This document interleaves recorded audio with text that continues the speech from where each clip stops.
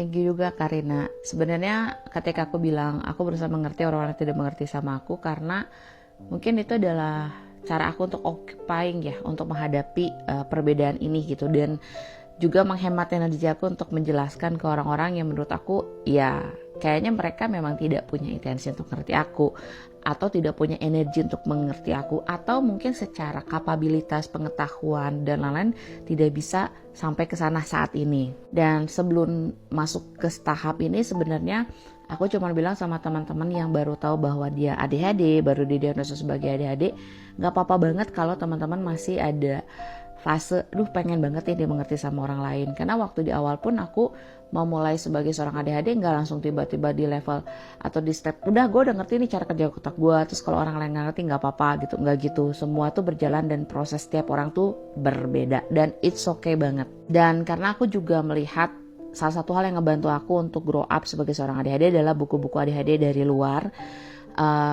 Aku akhirnya decide untuk membuat sebuah ebook.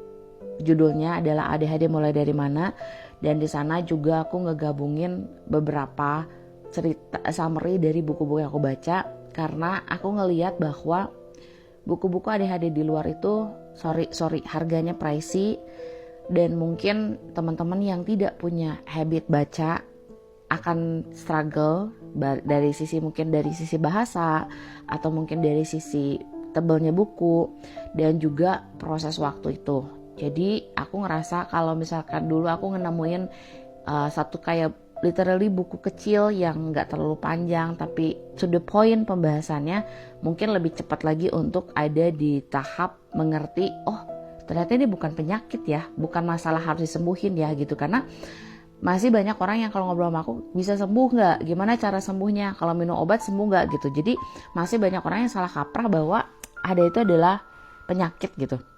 Dan aku harap teman-teman yang sekarang lagi masa pencarian sama kayak aku setelah didiagnosa ADHD, bahkan waktu itu gak tahu itu apa itu ADHD gitu ya, bisa kebantu dengan apa yang udah aku siapin. Dan kalau teman-teman misalkan pengen juga gabung sama WA group kita, please komen mau, aku bakalan share di kolom komentar, karena ternyata link bio aku nggak tahu kenapa nggak jalan, semua orang bilang susah, nggak bisa masuk ke grupnya.